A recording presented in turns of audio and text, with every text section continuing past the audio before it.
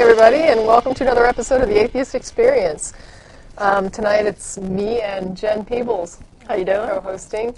And I got announcements that were given to me by Matt and Russell, who helped me put them together, and I wanted to read an announcement intro that Matt actually wrote because I thought it was cute.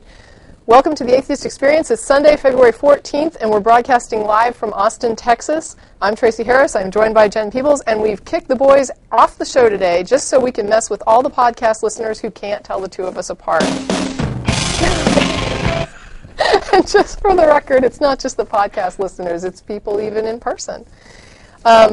This is a call-in program, and we'll have the number up on the stream shortly. If you're not watching the program live, you can tune in on Sundays from 4:30 to 6 p.m. and watch us on Time Warner and Grand Cable Channel 16, or watch the show over the Internet from almost anywhere in the world via Ustream, which includes a chat room, and if it's working, the channel Austin Stream.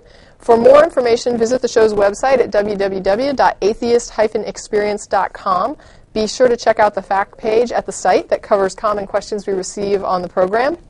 Also, at our website, you can access past episodes by clicking on the archive link, and you can see full episodes of the show at Blip TV, that's blip.tv, or you can subscribe to our audio podcast. We're sponsored by the Atheist Community of Austin, which is a nonprofit educational organization promoting positive atheism and separation of church and state. ACA has weekly meetings at Romeo's on Barton Springs Road every Sunday from 11:30 to 1, except for the first Sunday of each month, which is reserved for our lecture series that takes place at the Austin History Center, located at the corner of 9th and Guadalupe downtown.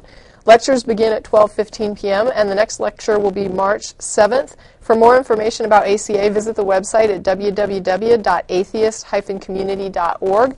In addition to this program, ACA sponsors a bi-weekly audio podcast called Nonprofits. That's Prophets. Yesterday's show should be available at the website, www.nonprofitsradio.com. The show will be live again on February 27th. If you prefer sending an email rather than giving us a call, you can send comments or questions to tv@atheist-community.org. In addition to our media outreach programs, ACA also sponsors a number of social events, including an atheist happy hour on Thursdays at 7 p.m. at the Dog and Duck Pub on 17th and Guadalupe. We also meet for dinner after the show at Threadgill's downtown location at 301 West Riverside around 6:30 p.m. That's right after the program.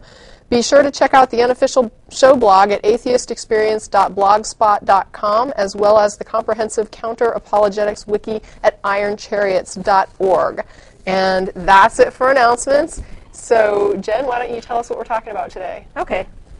Well, I want to talk about the naturalistic fallacy. But before I get started on that, I wanted to introduce something to you. This is a human trait profile.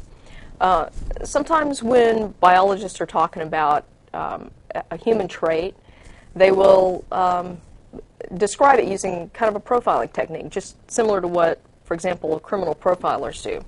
And so this profile I'm going to give you is for a human trait. So as I describe this trait, I want you to see if you can figure out what I'm talking about. Okay. It exists in the form of two basic orientations. Over 90% of the population exhibits the majority orientation, while slightly less than 8% exhibit the minority orientation. And there are a few individuals who are equally oriented both ways. Historical evidence suggests that the incidence of the two orientations has been constant for 5 millennia. The percentage of people with the minority orientation is constant across cultures, races, and religions. The trait itself is not externally apparent. The only way to identify a person's orientation is to observe the person's behavior. Throughout history, those with a minority orientation have been forced to behave as if they had the majority orientation, usually through coercion or social pressure. The trait itself is not a behavior. Those with the minority orientation can behave as if they have the minority orientation. Or the majority. Oh, excuse me, the majority orientation, yes. Thank you. But the underlying neurological orientation remains unchanged. Neither orientation is a disease or mental illness, neither is pathological. Neither orientation is chosen. Signs of one's orientation are detectable in early childhood, often by age 2 or 3, and some researchers believe that it's defined before birth. Some researchers have hypothesized that the minority orientation is related to prenatal exposure to certain hormones, although recent evidence disputes this. Adoption studies show that the trait is not learned. It's independent of the adoptive parent's orientation. Twin studies show that the concordance rate for identical twins, that is, the chance that both twins share the same orientation, is 50% higher than the expected rate. So the expected rate would be the background rate for the general population. In twins, it is 50% higher than it is for identical twins. What that suggests is that there's a strong genetic component to this. The incidence of the minority orientation is significantly higher in males than females. There is no direct parent-offspring correlation for the two orientations. The minority orientation does appear to run in families in a loose but recognizably genetic pattern. And finally, the pattern shows a maternal effect. The minority orientation in men appears to be passed through the maternal line. So think about that as we jump into this topic here. Think about what trait am I talking about? Okay. So the reason I introduced this human trait is because of a series of emails that we received a couple of months ago, in which the authors of those emails seem to have some trouble understanding why we universally condemn murder, but we regard homosexuality, at least the people involved in this show, as a benign trait. So in this case, the email authors committed the naturalistic fallacy in that they equated the word natural with good or advantageous or some other positive attribute. And they believe that unnatural implies some negative attribute. So let's talk a little bit about some of the quotes from these emails, because they're very interesting here. So one of the authors of these emails says, "Of course there are homosexuals in every culture, but you can't say that because of this fact it's something natural." Okay. And again, he clearly doesn't understand what natural means. I mean, there's actually a definition of natural, which is just it's present in or produced by nature. That's all it means. Right, not artificial. Right. Yeah. Yeah. So he's conflating natural with good or some other. In his case, he defines it as advantageous.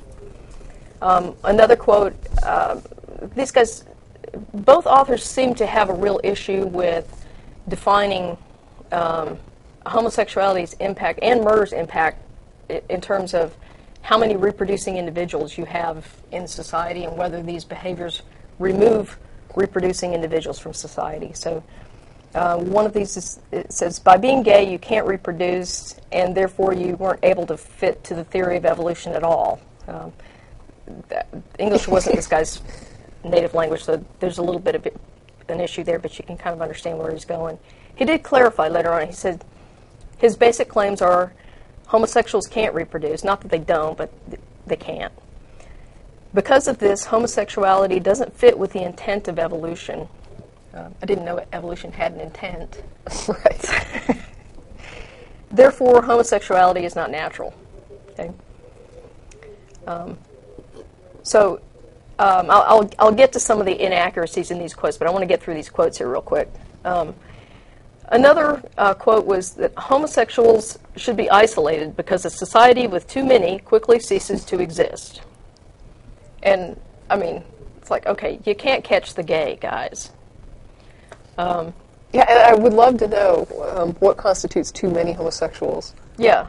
On a planet that's rapidly approaching 7 billion people, even if everything that we've talked about so far were true, that homosexuals can't reproduce or whatever, right. Why would that be a negative? Yeah, we're hardly endangered. Yeah. And the last one here, homosexuality is not natural, so people who are gay don't act natural. They may act normal, but not natural. If you think this is natural, you can't deny murder is alike. So he's saying that unless I declare that homosexuality is not natural, then I can't condemn murder.